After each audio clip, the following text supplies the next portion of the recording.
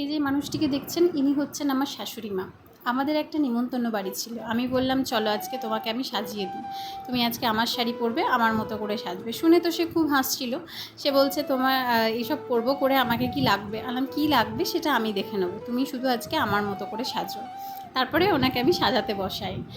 আমার শাশুড়ি মা তার দুটো ছেলেকে মানুষ করতে করতে কখন তার শরীরের এরকম দশা করে ফেলেছে, নিজেও সেটা বুঝতে পারেনি। কিন্তু এখন তো বৌমারা চলে এসেছে, বৌমারা নয়, এখন তো বৌমা চলে এসেছে। তো এখন তার কিছুটা দায়িত্ব কর্তব্য থাকে।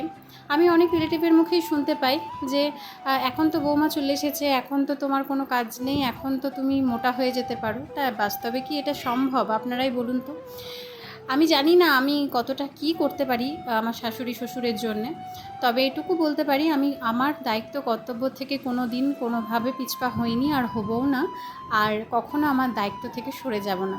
শাশুড়ি বউয়ের মধ্যে সম্পর্ক সবারই খুব ভালো, কিন্তু এটা নয় যে তাদের মধ্যে মন কষাকষি হয় না। আমি যদি বলি আমার শাশুড়ি মায়ের সঙ্গে আমার বিশাল ভালো সম্পর্ক, তাহলে সম্পূর্ণ মিথ্যে কথা বলা হবে। মন কষাকষি তো সবার হয়, কিন্তু সেই মন কষাকষি একদিকে, আর নিজের দায়িত্ব, নিজের কর্তব্য, নিজের ভালোবাসা সেটাও কিন্তু আর একদিকে।